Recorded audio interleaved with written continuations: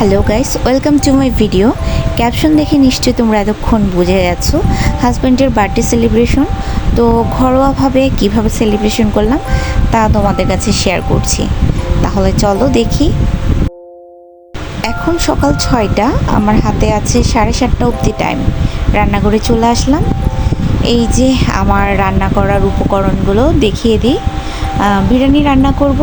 Marination করে রেখেছিলাম আগের দিন চিকেন।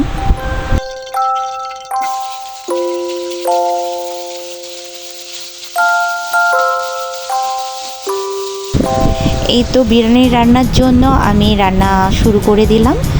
তো আমি আসলে অতটা এক্সপার্ট না রান্না বান্নায়, আমি আমার স্টাইলে যা পেরেছি রান্না করেছি তোমাদেরকে শেয়ার করলাম। যেহেতু হাজব্যান্ড লাঞ্চ নিয়ে যাবে, তো তার সাথে আমার মাথায় কাজ করছিল ওর জন্য আমি কি করব নাস্তায়। তো আবার রান্না শেষ করে ওর জন্য নাস্তা তৈরি করতে হবে। তো সহজে আমি যেটা করা যায়, চা নুডলস তৈরি করলাম।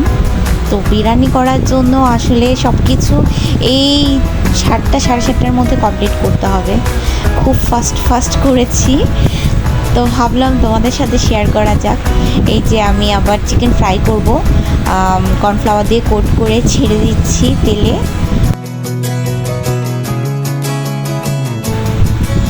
রাঁধুনি মশলা মানে রেডিমেড যা পাওয়া যায় সব কিছু ইউজ করলাম।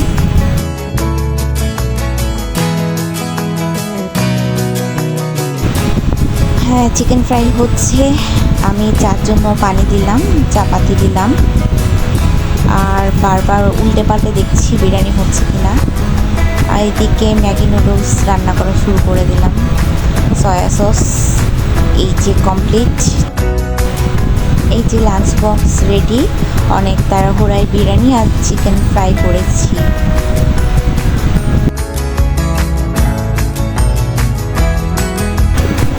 চা রেডি, ওকে ফ্লাক্সে দিয়ে দিচ্ছি। আসলে ওকে কাপে দেওয়ার মতো টাইমটুকু আমার কাছে ছিল না, আমাকে আবার অন্য কাজ করতে হবে। সকালে তাড়াহুড়া শেষ করে সন্ধ্যের পালা। এটা ওর জন্য কেক নিয়ে আসছিলাম, আর ও তাড়াহুড়ায় এসে কেকটা কেটেই মাত্র দৌড়। ফাইনালি সবাই মিলে কেক কাটলাম।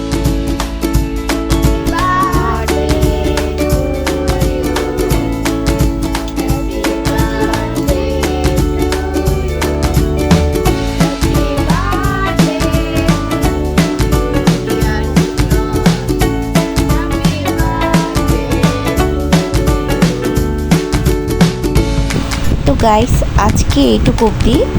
তো লাইক কমেন্ট সাবস্ক্রাইব করো আর আমার সাথে থেকো। Bye, tata.